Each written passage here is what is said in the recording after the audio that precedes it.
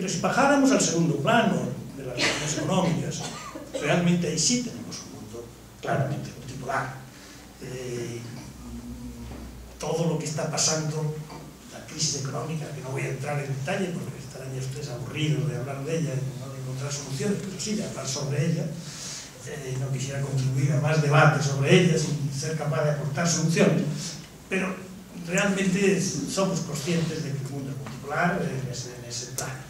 Y en el tercer plano, el mundo de las transacciones entre lo que Alberto llamaba estados, actores no estatales, y quisiera hacer una referencia a eso, por ejemplo, el mundo es realmente apolar, no hay polo, lo cual hace que las soluciones en ese plano se hagan cada día más difíciles, porque al no haber polo tampoco hay interlocutores fáciles, y al no haber interlocutores fáciles se hace más difícil resolver los problemas. Y ahí tenemos el crimen organizado, la droga, tantas cosas que están ligadas a ese plano de las transacciones internacionales que no están controladas por los gobiernos, algunas buenas y algunas malas. Porque al hablar de las transferencias de poder, que dije que también dentro de los estados había habido transferencias de poder, lo resumiría diciendo que yo creo honestamente que hoy los gobiernos mandan menos que ayer. ¿Por qué? Porque muchas de sus competencias de facto se han ido a ese tercer plano de las transacciones. Y los gobiernos hoy controlan de su vida económica mucho menos de lo que controlaban antes. Les contaré una anécdota de hace unos días en una reunión con unos amigos americanos, importantes, ex-importantes, digamos. Y decían, la velocidad media de las transacciones comerciales es el segundo, la unidad. La unidad de tiempo para una transacción comercial hoy, con las magnitudes de los grandes computadores, grandes ordenadores, es un segundo.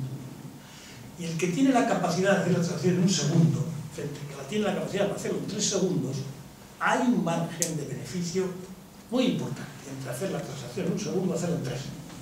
No te quiero decir hacerla en media hora. El que tiene que hacer la transacción en media hora pierde unas oportunidades inmensas, dicen los que saben esto. En Estados Unidos se trató de hacer pasar una ley muy sencilla en no poner de decir que la transacción se tenía que hacer en tiempos mayores al segundo, porque parece que hacer transacciones al segundo con grandes computadoras es un poco aberrante y sacar el rendimiento de eso más que el que la hace a los segundos. Hemos perdido el sentido común y se trató de hacer la ley y fracasar, porque aquellos que pueden hacer transacciones al segundo y le sacan partido tienen tal potencia que paralizaron completamente el Congreso de Estados Unidos para... Imagínense ustedes dónde estamos. Todo pasa en la unidad de tiempo, es el segundo, en aquello que no tenemos control alguno, ni nosotros colectivamente como gobierno, ni como ciudadanos. Bueno, dicho eso, cierro el paréntesis y seguimos para adelante. Bueno, mundo multipolar. El mundo multipolar per se no es un mundo más seguro que el mundo unipolar o que el mundo bipolar. Me permitirán ustedes que haga una breve referencia a Europa. Será breve, si las cuestiones y preguntas quieren más, estoy dispuesto a pasar por la tarde hablando de eso. Pero ahora quisiera traer a colación Europa, porque Europa ha sido el ejemplo de una multipolaridad real, pero multipolaridad sin reglas de juego a lo largo de la historia, que no condujo a nada bueno. Europa es el territorio de la guerra. Guerras de 100 años, guerras de 30 años, guerras de 1 año, guerras civiles, guerras, etc. Una anécdota también. Estaba yo hace poco tiempo, ya unos años, en Eslovenia. Eslovenia es un pequeño país del Imperio Austrohúngaro, bellísimo, desde el punto de vista paisajístico, montañas preciosas, pero un pequeño país. Ese pequeño país hoy forma parte de la Unión Europea, forma parte de Schengen y forma parte del euro. Y recuerdo que me estaba en el ayuntamiento, me iban a dar un premio, me lleva el alcalde, me coge de la mano, me toma de la mano, me lleva a la ventana y me dice: hombre, don Javier, usted se ríe. Pues claro que yo río, pero yo lo pasé muchas veces y casi un día fuimos a pescar, era un hombre mayor. Se rió, y me dijo: fíjese bien en esa casa, que está al otro lado del río. En esa casa he vivido yo toda mi vida y he vivido en 7 países diferentes. diferentes. Bueno, yo creo que esto les debe hacer a ustedes entender lo que significa Europa. Y esa persona está viva, o estaba viva. No me han dado señales de que haya muerto. Es un hombre mayor, muy mayor, muy mayor. Pero yo me fui a casa, realmente para mí fue una revelación. Para un español que ha vivido debajo de los Pirineos toda su vida y que no ha participado en la Primera Guerra Mundial, en la Segunda Guerra Mundial, aunque yo sea un europeo convencido y estuviera en el corazón de Europa, te digan eso, se te abren las carnes, porque dicen, bueno, lo que ha debido ser esto. Me dije al final de medicina, las fronteras pasaban por el techo de mi casa, como pasaba el viento. Bueno, es una bellísima metáfora que, bueno, no es una metáfora, es una realidad, es una realidad, es una realidad. Bueno, les quiero decir que la historia nos pone de manifiesto que la multipolaridad, Francia, Alemania, Inglaterra, Italia, España, si no está bien organizada y bien gobernada, no necesariamente da como fruto la estabilidad. Por lo tanto, aprovechemos ahora de darnos cuenta y saquemos esas lecciones, porque tenemos un mundo multipolar, pero si no lo hacemos, no damos un sentido de multilateralidad a esa multipolaridad, no necesariamente vamos a ir mejor que lo que íbamos. Y por lo tanto, es absolutamente fundamental el tener conciencia de que esta situación tiene que ser gobernada. Y para eso necesitamos instituciones. Decía Alberto que el Estado-Nación, que viene de Westfalia, no es de ayer, es de antes de ayer, ¿verdad? Y no es de mentira que siga con la fuerza que tiene el Estado-Nación todavía en un mundo tan complicado como el que vivimos. Pero que el Estado-Nación tiene fundamentalmente dos cosas de las que son fundamentales para construir instituciones globales y de las que el Estado-Nación no quiere deshacerse. Una es la legitimidad. La legitimidad es la política. Y la política, pues todavía queda muy pegada al Estado-Nación. Y segundo son los recursos. No hay institución internacional suficiente que pueda generar capacidad de gobierno, capacidades de coordinación, etcétera, si no tiene legitimidad y si no tiene recursos. La Unión Europea es un buen ejemplo de cómo la legitimidad se puede transferir hasta un cierto nivel y los recursos se pueden transferir a un centro superior libremente, tiene que ser libremente, pero bueno, queda ahí todavía como una cosa bien bonita, bien hermosa de nueva arquitectura constitucional, pero con las dificultades que estamos viendo y que luego si quieren analizamos en esta hora sobre ello. Por lo tanto, necesitamos instituciones globales. Tenemos algunas. Tenemos el Fondo Monetario Internacional, tenemos el Banco Mundial, tenemos sobre todo las Naciones Unidas, tenemos la Organización Mundial de Comercio, todas ellas. Pero todas ellas nacen de unos pactos que yo no sé cuánto van a ser de duraderos. Porque esos pactos estaban hechos entre los vencedores, entre el mundo occidental, realmente.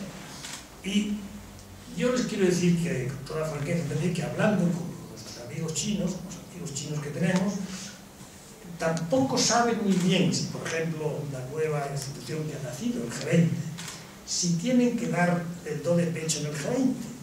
El G20, al fin y al cabo, es una enmienda a la totalidad del G7, pero es una enmienda al G7. No es nada no, es una enmienda al G7. Y ellos saben que es una enmienda a lo que existía. No es una ley nueva, no es algo nuevo. Y ellos les gustaría que hubiera, si me permite la expresión, un nuevo momento constituyente de esas instituciones. Y hasta que no seamos capaces de organizar eso bien en un diálogo franco con los países emergentes, digamos, con los países que se incorporan, no estaremos seguros de estar trabajando a todo el rendimiento con que se podía trabajar. Fíjense en el G20. El G20 ha tenido reuniones extraordinariamente importantes. La primera en Estados Unidos, la segunda en Londres. La recesión se frena. Y eso es un hecho. Ahora, en cuanto la recesión se frena y empieza a surgir un poco de luz y un poco de esperanza, las luces, las sombras, las esperanzas y las desesperanzas no coinciden. No coinciden. Llegamos a Seúl, a la tercera, y ya parece que llegamos cansados, ¿no? A la tercera, ¿no? En la tercera se consiguió algo muy importante, que fue redistribuir los derechos de voto del Fondo Monetario Internacional y del Banco Mundial. eso fue, y déjenme que lo diga con orgullo, fue una iniciativa europea. Los europeos dejamos votos, derechos de voto para hacer a los chinos, a los indios, etcétera, cosas que Estados Unidos no hizo y se quedó con el derecho que tiene todavía, que los europeos hemos perdido, el derecho de veto en el Fondo Monetario Internacional y en la Comunidad. Pero yo creo que por ahí hay que ir, por ahí hay que ir. Fíjense que cuando llegamos a